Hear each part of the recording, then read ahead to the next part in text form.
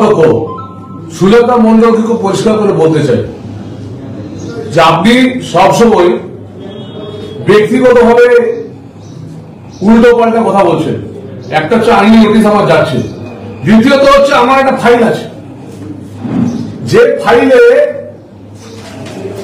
আজকে 6 বছর ধরে উনি শ্যামবাজার এবি স্কুলে টিচার, শ্যামবাজার এবি স্কুলের টিচার, একদিনের জন্য শ্যামবাজার এবি স্কুলে উনি শিক্ষকতা করতে যাননি।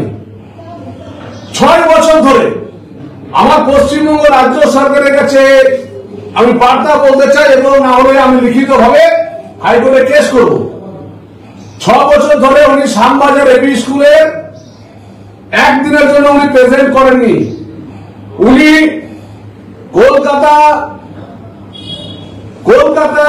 যে ডিআই স্কুল আছে কার্তিক মান্নানের সঙ্গে সম্পর্ক রেখে ওখানে না গিয়ে সেখানে তিনি প্রতি মাসে বেতন তুলছেন 6 বছর ধরে। 6 বছর ধরে উনি প্রতি মাসে বেতন পাচ্ছেন, এবং সবচেয়ে লজ্জার বিষয় যেদিন নমিনেশন করেছেন সেদিনের বেতনও পর্যন্ত ব্যাংকে গিয়েছে, আমার সমস্ত ফাইল আছে।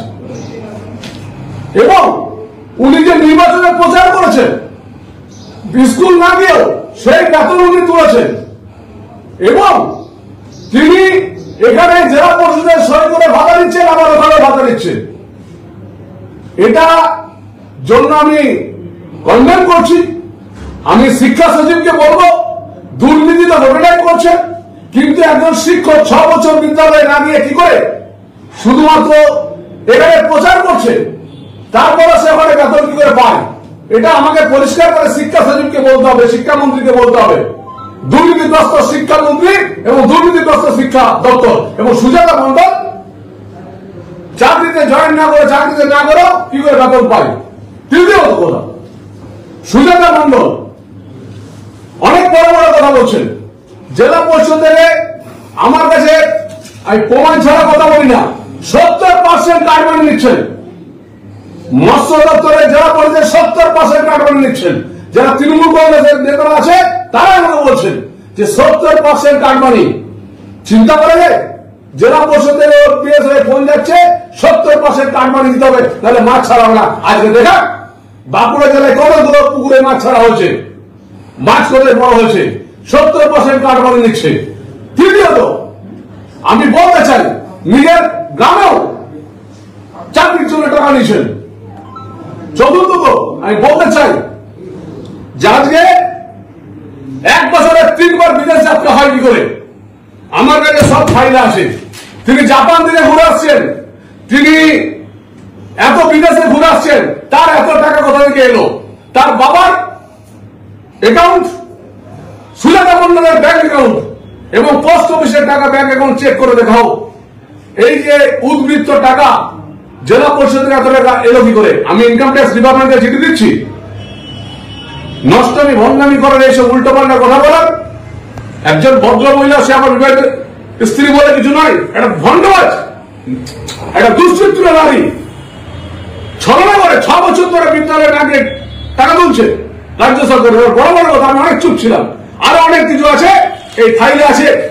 তার বাবা এবং তিনি নিজের গ্রামে পর্যন্ত চাকরি দেওয়ার নাম করে টাকা নিচ্ছেন, সেই আমি প্রমাণ পর্যন্ত পেয়েছি। কি যেন নাম ছেলেটার, সেটা ভুলে সেই ছেলে আমাকে এসেছিল আজ সকালে। আমি তাই বলি এগুলো তদন্ত করা হোক। শিক্ষা সচিবরা তৃণমূলের নেতা হলেই তিনি বিদ্যালয়ে না গিয়ে বেতন পাবেন। শ্যামবাজারের স্কুলে যান না একদিনে পড়াতে, সেখানে বেতন পাচ্ছেন। তার তদন্ত করা হোক, এবং আমি হাইকোর্টের বিষয়টা তুলছি। দেখুন, প্রথমেই একটা কথা বলি, একজন পাগল ছাগল অপাঙ্ক্তেয় ব্যক্তির কথার প্রশ্নের উত্তর দেওয়া মানে সময় নষ্ট মনে হয়। কিন্তু তবু যেহেতু আপনারা সংবাদ মাধ্যমের বন্ধু, আপনাদের সাথে আমার একটা খুব হৃদ্যতার সম্পর্ক, তাই আমি পেশাগত খাতিরে উত্তর দিচ্ছি। সকালে যে পাগলটি প্রলাপ বকেছে, যার উত্তর আপনারা আমাকে দেওয়া করাচ্ছেন, তিনি কিছু কথা বলেছেন, মিথ্যা অভিযোগে অভিযুক্ত করেছেন। সেটা হলো আমার কর্মক্ষেত্র নিয়ে। ওনার জানা দরকার সেই স্কুলটির সাথে আমি দীর্ঘদিন ধরেই যুক্ত নেই অ্যাজ এ শিক্ষিকা। আর দেখুন, উনি তো অ্যাকচুয়ালি পড়াশোনায় 3rd ডিভিশন এইচএসে, তাহলে ওনার পড়াশোনাটা মানে যেটা মানে পুঁথিগত বিদ্যাটাও নেই, কিন্তু তার সাথে উনি দীর্ঘদিন এমপি থাকার অহংকার করেন, মানে আইনের পরিমণ্ডলে আছেন, অথচ মিনিমাম আইনটুকুও জানেন না, বাইলগুলো জানেন না। এটা ভেবে আমার আরো বেশি দুঃখ লাগছে এবং হাসিও পাচ্ছে। ওনার জানা দরকার যে জনপ্রতিনিধিদের কিছু কিছু ছুটি থাকে, সেটা মানুষের কথা বলার জন্য, কোনো মিটিং মিছিলের জন্য, কোনো সরকারি কর্মের জন্য কিছু ছুটি থাকে, নিয়ম কানুন থাকে, সেখানে বেতনের একরকম নিয়ম সিস্টেম থাকে, ভাতার একরকম সিস্টেম থাকে, সেগুলো উনি জানেন না। তো সেগুলো জানার জন্য ওনাকে একটু পড়াশোনা দরকার ছিল, কিন্তু সারাদিন যদি সকাল থেকে সন্ধ্যে রাত মাঝরাত পর্যন্ত লাল পানিও পেটে পড়ে, কখনই বা পড়াশোনা করবেন, সেটাও একটা ব্যাপার। দ্বিতীয়ত যেটা, সেটা হচ্ছে যে আমি কোনোদিন অনৈতিক কোনো সুযোগ সুবিধা নিই না, পছন্দও করি না, সেরকম শিক্ষা পরিমণ্ডলে বড়ও হইনি। আমি যে দপ্তরটির কর্মাধ্যক্ষ, সেই মৎস্য এবং প্রাণী সম্পদ দপ্তরের কোনো আধিকারিক, কোনো করণিক বা কোনো চাষিবৃন্দ, সে মৎস্য চাষী হোক বা প্রাণী সম্পদের কোনো ডিপার্টমেন্টে চাষী হোক, কেউ যদি আজ পর্যন্ত একটা কথা বলতে পারবে না যে 70% কেন 7 পয়সাও কেউ আমাকে কোনোদিনও দিতে হয়েছে আমাকে কোনো কাজের জন্য। যদিও আমি এই কৈফিয়ত আমি ওই 3rd% যে বিষ্ণুপুরের যে মানসিক হতাশা রোগী যিনি আছেন তাকে উত্তর দিচ্ছি না, কিন্তু আমি মানুষের কাছে দায়বদ্ধ, আমি তাই কথাগুলো বলছি। আর আমার সততা নিয়ে আমি এমন একজন বালিচোর, কয়লা চোর, চাকরি চোর, রেপ কেসের আসামি, 2 নম্বরই ঘরে মানে অস্ত্র রাখার কেসের দায়ে অভিযুক্ত, সেরকম কাউকে উত্তর দেব না। আমার সততা নিয়ে কথা তিনি বলেন, যাকে ভারতবর্ষে সততার গীতা বলা হয়। সেই আন্না হাজারির অফিসে পর্যন্ত তার কিছু শিক্ষিত, অত্যন্ত উচ্চশিক্ষিত, সম্মানীয় রিসার্চ স্কলার এবং সমাজের বিভিন্ন প্রান্তের সম্মানীয় ব্যক্তিরাও আমার সততার নিয়ে আলোচনা করেছেন। এটাতে আমি ব্লেসড যে আমি একজন সৎ রাজনীতির মানুষ। আর সর্বোপরি যেটা সব থেকে উনি মিথ্যে কথা বলেছেন, সেটা হলো আমার বিদেশ সফর নিয়ে। আপনারা জানেন যে বিদেশ সফর কিন্তু পাড়ার মোড়ে চা দোকানে যাওয়া নয়, এটা কিন্তু একটা ডকুমেন্টেড ব্যাপার। এটা কিন্তু ভারত সরকারের কাছে পাসপোর্ট দপ্তরে এটা কিন্তু আইনত নথি থাকে। তো উনি প্রমাণ করে দেখাতে পারবেন তো যে আমি 1 বছরে 3 বার বিদেশ সফর গেছি? আর ওনার মতন একজন জালি জোচ্চোরকে অর্থনৈতিক উৎস দেবো কেন?